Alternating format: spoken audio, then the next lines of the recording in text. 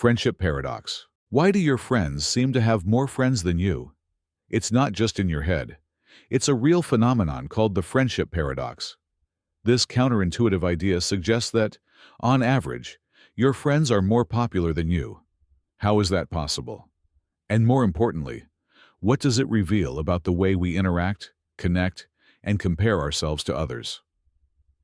Let's start with the math behind the paradox. Imagine a social network. Not the kind on your phone, but the web of connections that link people together. Some individuals have only a few friends, while others are social butterflies, connected to dozens or even hundreds of people. The friendship paradox emerges because people with lots of friends are more likely to be your friends. Why? Think of it this way. If someone has 100 friends, they have 100 chances to be connected to you, while someone with only 2 friends has just 2 chances. In a network, the popular people act as hubs, disproportionately influencing the average number of friends your friends have. This mathematical quirk means that when you compare yourself to your friends, you're more likely to be comparing yourself to someone with above-average popularity. And because of this bias, your friends, on average, will seem to have more connections than you. But the paradox isn't just about self-perception. It's a reflection of how networks operate, from social circles to the internet. However, the friendship paradox doesn't stop at numbers.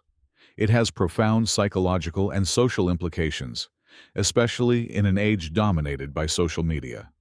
When we scroll through platforms like Instagram or Facebook, we often see the highlights of other people's lives, vacations, parties, achievements, shared by our most connected friends.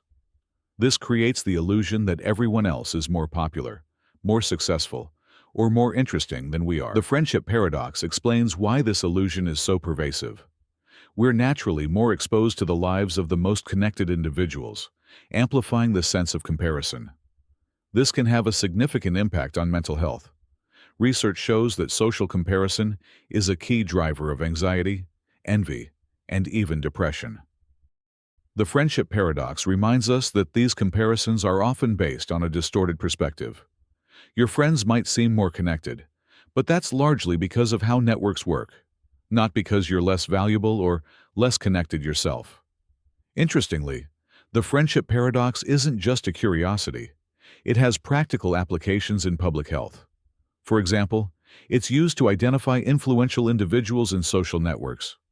During a disease outbreak, health officials might target vaccination campaigns or public health messages to people who are more connected, as they're more likely to influence others. By leveraging the paradox, we can improve the spread of helpful information and curb the spread of harmful misinformation or diseases. The paradox also sheds light on the dynamics of influence and inequality in networks. In any network, whether it's a group of friends, a professional community, or a social media platform, connections aren't distributed evenly. A small number of individuals often hold a disproportionate amount of influence. The friendship paradox reveals how this inequality shapes our perceptions, interactions, and even opportunities. But perhaps the most profound lesson of the friendship paradox is what it teaches us about perspective. It reminds us that our view of the world is always partial, shaped by the connections and relationships we have. Just as your friends seem more popular, your perception of other aspects of life, success, happiness, or wealth, might be skewed by the people you're exposed to. The paradox invites us to question these perceptions, recognize their limitations, and focus on what truly matters. The friendship paradox isn't just about numbers. It's about understanding how we relate to others and how networks influence our lives. It challenges us to rethink the way we compare ourselves to others, see beyond the surface of popularity, and appreciate the unique connections we have. Because in the end, it's not about how many friends you have. It's about the depth, meaning, and quality of those relationships. And no paradox can take that away from you. Crocodile paradox. Let's suppose a crocodile has snatched your child. You are standing at the edge of a river, your heart pounding, your breath shallow. The crocodile gazes at you with its cold, unblinking eyes and declares, "I will return your child if, and only if, you can correctly predict what I will do next." At this moment, your world comes to a standstill. You realize this is not just a matter of life and death. It is a logical trap. Regardless of your answer, you are stepping into a paradox. This dilemma has perplexed philosophers and thinkers for centuries. It is not merely a puzzle about a predator and its prey. It is a profound inquiry into knowledge, logic, and the boundaries of certainty. Let's carefully navigate this intricate web of reasoning. You have two possible responses to give the crocodile. Consider the first scenario. In this case, you predict that the crocodile will return your child. If the crocodile intends to return your child, your prediction is correct, and the crocodile upholds its promise. Everything aligns, and your child is safe. However, if the crocodile plans to keep your child, then your prediction is incorrect, and the crocodile is not obligated to return the child. In this scenario, everything remains logically consistent, because the outcome solely depends on whether your prediction matches the crocodile's intent. The true paradox arises in the second scenario. In this case, you predict that the crocodile will not return your child. If the crocodile plans to keep the child, your prediction is correct. But now, the crocodile is compelled to return the child because your prediction was accurate. This creates a contradiction. The crocodile cannot simultaneously keep the child and fulfill its promise to return them when the prediction is correct. On the other hand, if the crocodile intends to return the child, then your prediction is incorrect, and according to the terms of the deal, the crocodile should not have returned the child in the first place. In both cases, the crocodile is ensnared in a logical contradiction. So, what is really happening here? The crocodile paradox is a classic example of a self-referential paradox, where a statement refers to itself in a way that leads to an impossible situation. It is similar to the famous liar's paradox, in which someone claims, "This statement is false." If the statement is true, then it must be false. But if it is false, then it must be true. The crocodile paradox operates on the same slippery logic, where the crocodile's promise collapses under its own contradiction. However, beyond being just a logical puzzle, this paradox raises deeper philosophical questions. At its core, it challenges the nature of promises, truth, and trust. If a promise creates a situation where it cannot logically be kept, is it truly a promise at all? And if a situation is constructed on contradictory rules, can any outcome be genuinely fair or just? In a way, this paradox mirrors real-world scenarios, where agreements are made on flawed premises. Consider legal contracts filled with loopholes, political promises that contain conflicting conditions, or personal dilemmas in which every possible choice seems to result in failure.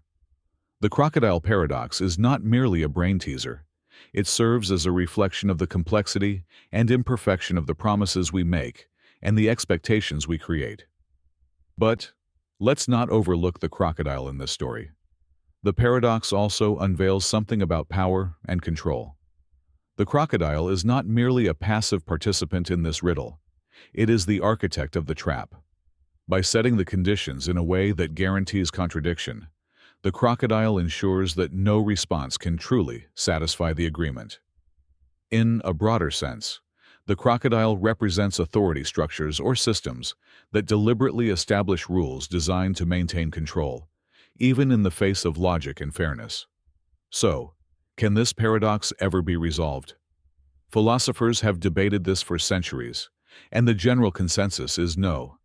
The paradox is not meant to have a solution because it is not about finding an answer. It is about understanding the problem. It is a thought experiment that exposes the limitations of language, logic, and our assumptions about fairness and promises. But perhaps the real lesson of the crocodile paradox is this: not every question has an answer. Not every problem can be unraveled through logic alone. And sometimes, the real power lies not in solving the puzzle, but in recognizing the trap it creates. So, if you ever find yourself standing before a crocodile offering a deal that appears impossible to fulfill, remember this paradox. Tolerance, paradox, intolerance. This is the tolerance paradox, a deep and troubling dilemma first introduced by philosopher Karl Popper. It challenges the very foundation of what it means to live in an open, free society. At its core lies a simple yet uncomfortable question. How far should we go in accepting opposing viewpoints, especially when those viewpoints threaten the very fabric of tolerance itself? Let's imagine a society built on the principle of tolerance. People are free to express their beliefs, live as they choose, and engage in open dialogue. But then, an intolerant ideology begins to emerge, one that rejects the values of tolerance and actively works to suppress the freedoms of others. What should this tolerant society do? If it tolerates the intolerant, it risks being overrun by those who reject tolerance altogether. But if it refuses to tolerate the intolerant, hasn't it abandoned its very own principle of tolerance? This is the heart of the paradox. Tolerance is often seen as an absolute good, but the tolerance paradox exposes its limitations. It forces us to confront an uncomfortable truth. Tolerance, when taken to an extreme, can become self-destructive. Popper introduced this idea in his 1945 book, The Open Society and Its Enemies. He argued that unlimited tolerance leads to the erosion of tolerance itself.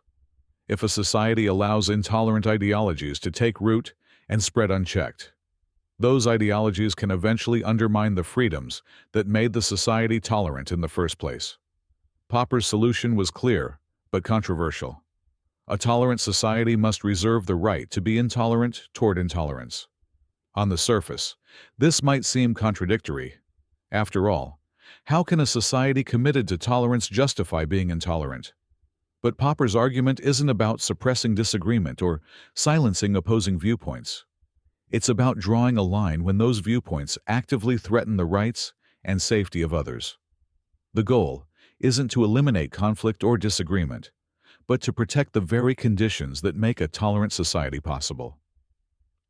The tolerance paradox isn't just a philosophical puzzle. It has real-world implications. Consider freedom of speech, one of the cornerstones of a tolerant society. Should this freedom extend to those who use it to spread hate speech, incite violence, or advocate for the suppression of others' freedoms? Some argue that even the most offensive ideas should be allowed in the name of free expression, trusting that open debate will expose and discredit harmful views. Others contend that allowing such speech creates an environment where intolerance thrives, ultimately putting vulnerable groups at risk.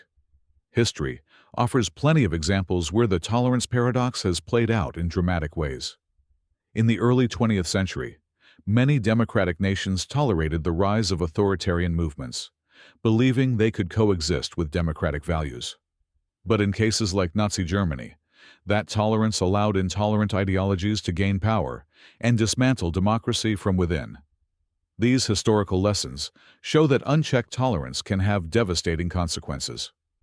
But where should we draw the line? This is where the tolerance paradox becomes especially tricky. Not all forms of intolerance are equally dangerous, and not all disagreements threaten the fabric of society. Disagreeing with someone's political views or cultural practices isn't the same as advocating for their suppression. The challenge lies in distinguishing between harmful intolerance that must be addressed and healthy conflict that should be encouraged. Critics of Popper's idea often raise concerns about who gets to decide what counts as intolerant. They argue that labeling certain ideas or groups as intolerant can be subjective and prone to abuse. A government or group in power could misuse this principle to silence dissent under the guise of protecting tolerance. This highlights the delicate balance a society must strike, protecting itself without slipping into authoritarianism. The tolerance paradox also raises important questions about human psychology and group dynamics. Intolerance often arises from fear, ignorance, or a sense of threat. Addressing these underlying causes through education, dialogue, and empathy can be more effective than simply suppressing intolerant ideas. But even these approaches have limits, especially when dealing with ideologies that are fundamentally opposed to dialogue or compromise. In today's polarized world, the tolerance paradox feels more relevant than ever. We see debates over free speech, censorship, and the boundaries of tolerance playing out daily, from social media platforms to political arenas. As we navigate these challenges, The paradox reminds us that tolerance isn't just about accepting differences.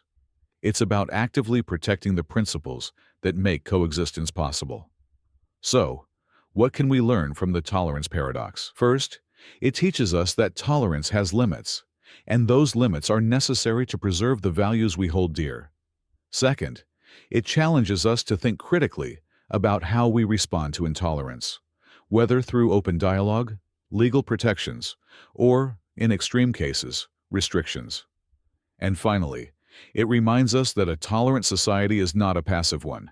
It requires vigilance, courage, and a willingness to confront difficult questions about freedom, fairness, and justice.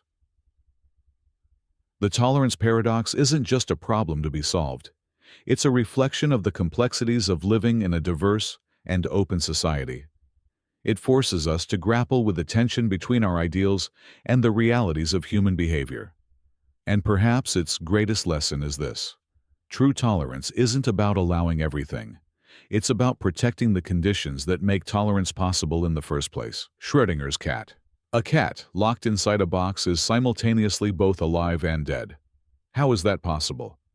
This is the thought experiment at the core of Schrödinger's cat, one of the most well-known paradoxes in physics. It challenges our understanding of reality, observation, and the peculiar rules of the quantum world.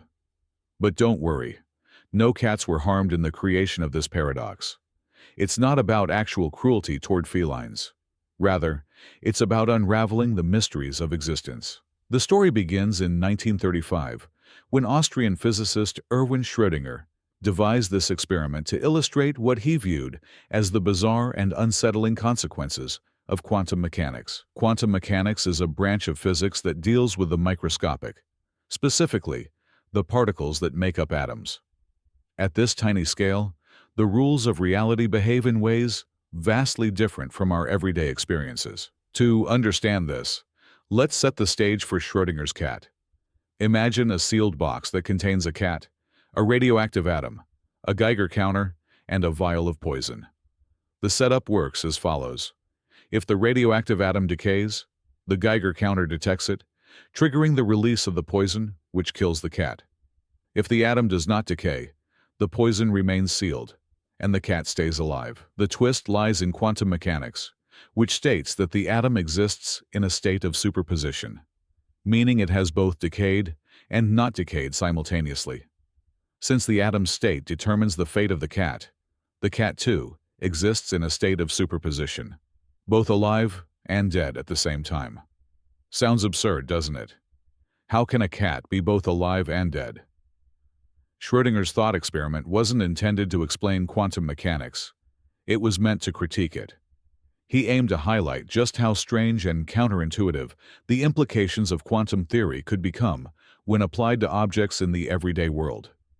At the heart of this paradox is the idea that, in the quantum world, particles do not exist in definite states until they are observed.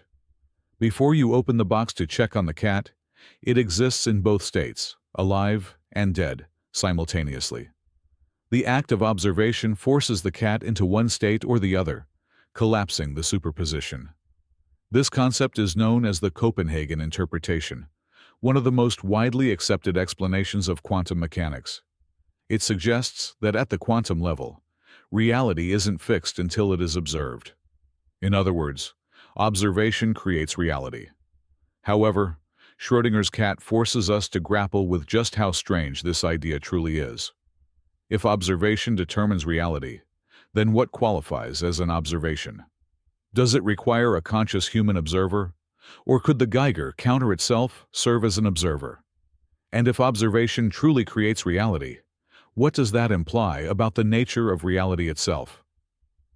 The paradox also raises profound philosophical questions. What does it mean for something to exist in two states at once? In our everyday experiences, things are either one way or another. A light is either on or off. A door is either open or closed. But in the quantum world, things can exist in a state of both and rather than either or. This defies our intuitive understanding of how the universe operates, forcing us to rethink our fundamental assumptions. Schrödinger's cat also highlights the problem of scale in quantum mechanics.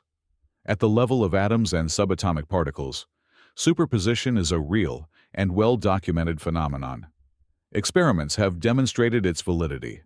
However, at the scale of cats, people, or planets, things seem to behave differently. This discrepancy between the quantum and classical worlds remains one of the greatest unsolved mysteries in physics. How do the bizarre rules of quantum mechanics give rise to the predictable laws of classical physics? The cat-in-the-box paradox sits at the heart of this question. Interestingly, there are alternative interpretations of quantum mechanics that offer different explanations. For instance, the many-worlds interpretation proposes that when you open the box, the universe splits into two separate realities, one in which the cat is alive and another in which the cat is dead. According to this theory, superposition doesn't mean the cat is both alive and dead in the same universe. Rather, it implies the existence of parallel universes where every possible outcome plays out. Another explanation, known as quantum decoherence, suggests that superposition is disrupted when a quantum system interacts with its environment. From this perspective, the cat isn't truly alive and dead at the same time.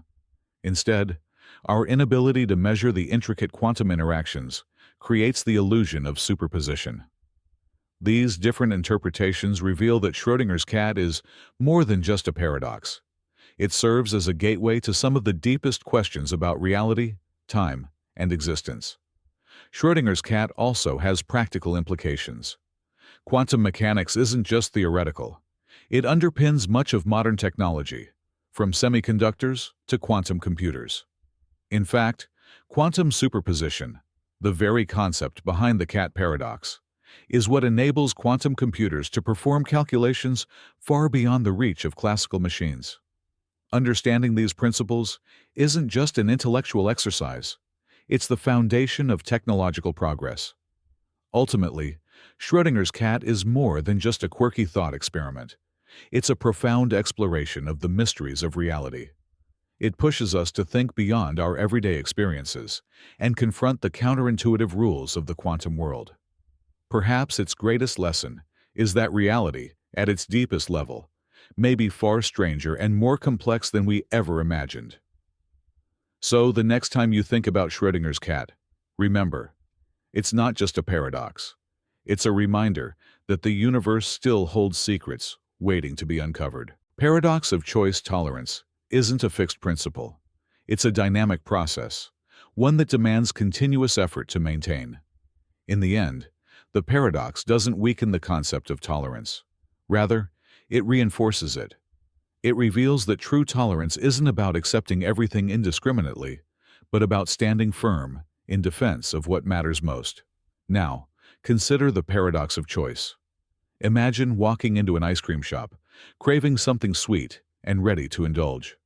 But instead of the usual 5 or 6 flavors, you're met with 50 options: chocolate, vanilla, pistachio, salted caramel, mango sorbet, rocky road, and so many more. At first, you're excited, but as you try to decide, you begin to feel overwhelmed. You second-guess yourself. What if you choose pistachio but miss out on the salted caramel? What if rocky road would have been perfect? Suddenly, what should have been a simple, joyful decision turns into a stressful, exhausting ordeal. This is the paradox of choice. The idea that while having more options may seem beneficial, it can actually make us less happy, more anxious, and ultimately less satisfied with the choices we make. It challenges one of modern society's biggest assumptions, that freedom of choice is always a good thing. The paradox of choice was popularized by psychologist Barry Schwartz, who argued that an overwhelming number of options can paralyze us. When faced with too many choices, we often struggle to make a decision at all. Think about it. How many times have you spent ages scrolling through streaming platforms, unable to pick a movie, only to end up rewatching something familiar? The more options we have, the harder it is to decide, because each choice carries the fear of missing out on something better. But the paradox doesn't just stop at indecision. It also affects how satisfied we feel after making a choice. Let's return to the ice cream shop. You finally decide on salted caramel, but as you eat it, You can't help but wonder whether pistachio would have been better. Even if the salted caramel is delicious, your enjoyment is diminished by the nagging thought of what you might have missed. This is known as post-decision regret, one of the key ways the paradox of choice undermines our happiness. One reason this happens is due to something psychologists call opportunity cost. Every choice we make means giving up another option. When there are only a few choices, the opportunity cost feels small. But when dozens, or even hundreds of possibilities exist, the cost of what we didn't choose feels enormous. We become hyper-aware of the alternatives we gave up, making it harder to fully enjoy the option we picked. Another factor at play is expectations. The more options we have, the higher our expectations become. If you only have 3 ice cream flavors to choose from, you're likely to be happy with what you get. But when 50 options are available, you start expecting the perfect flavor, the one that will blow your mind. If the salted caramel doesn't deliver an impossible level of satisfaction, you feel disappointed. Not because it wasn't good, but because it wasn't perfect. The paradox of choice reveals that having more options doesn't just provide greater freedom. It also creates more room for disappointment. Interestingly, this paradox doesn't affect everyone the same way. Some people, known as maximizers, feel compelled to find the absolute best option in any situation. Maximizers are the ones who read hundreds of reviews before buying a phone or spend hours researching restaurants before choosing where to eat. While this thoroughness might seem beneficial, it often leads to stress and dissatisfaction because maximizers constantly worry about whether they made the right choice. On the other hand, satisficers are people who aim for good enough. They make decisions quickly and don't obsess over what they might have missed, which often makes them happier and more relaxed. The paradox of choice has profound implications for how we live our lives. In today's world, we are bombarded with choices: what to eat, what to wear, what to watch, where to live, who to date, what career to pursue. On the surface, this abundance of options seems empowering, but in reality, it can lead to decision fatigue, a state where the sheer effort of choosing leaves us drained and less capable of making good decisions. So, how do we navigate the paradox of choice? One solution is to embrace the idea of good enough. Instead of obsessing over finding the perfect option, we can learn to appreciate the choices we make and let go of what we didn't choose. Another strategy is to set limits on the number of options we consider. For example, instead of endlessly scrolling through a streaming platform, we could pick from the first 5 movies we see. By simplifying our decision-making process, we reduce stress and increase satisfaction. The paradox of choice also teaches us a deeper lesson about happiness. Grand Hotel Paradox. A hotel with an infinite number of rooms, where every single room is occupied, yet somehow it can still accommodate new guests. How is this possible? This is the Grand Hotel Paradox, a thought experiment introduced by German mathematician David Hilbert, and it is one of the most mind-bending ways to grasp the concept of infinity. It challenges our intuitive understanding of numbers and space, forcing us to reconsider what infinity truly means. Imagine the Grand Hotel. Each room is numbered 1, 2, 3, and so forth, with every single room filled with guests. A traveler arrives at the front desk, requesting a room. The receptionist, without hesitation, smiles and says, "Of course, we have space." But how? If all the rooms are occupied, where will the new guest stay?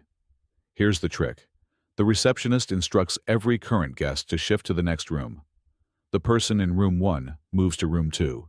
The guest in room 2 moves to room 3, and so on. This shift frees up room 1, making it available for the new guest. Remarkably, even though the hotel was already full, it made space without turning anyone away. That's the strange logic of infinity. There's always room for more.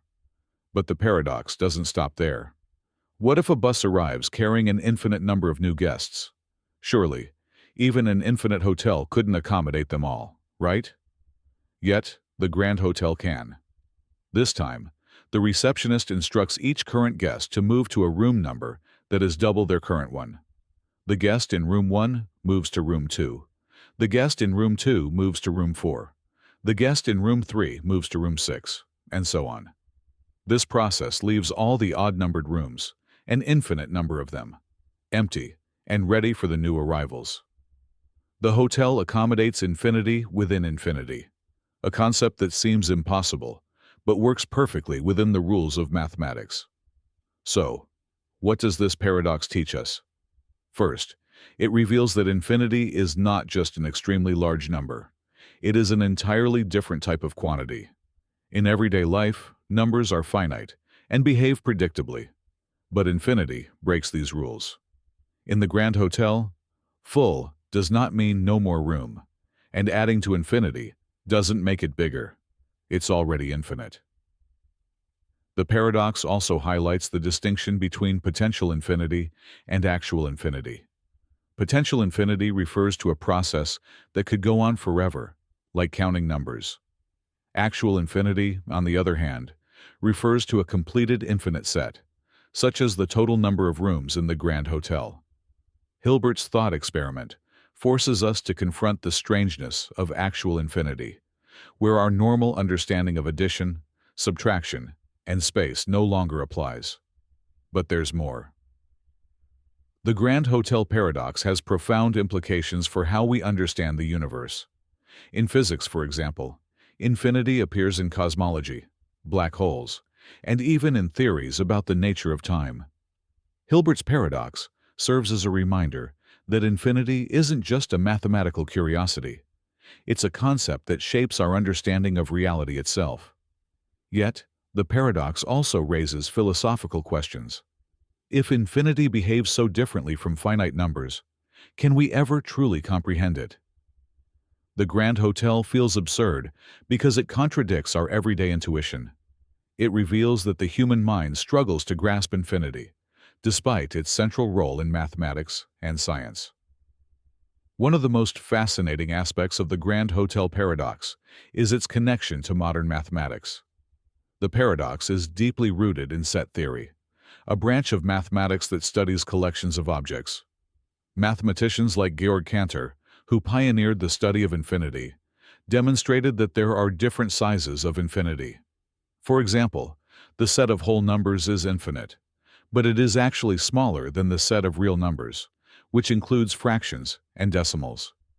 The Grand Hotel represents one of these infinities, countable infinity, where elements can be listed in a sequence, like the rooms in the hotel.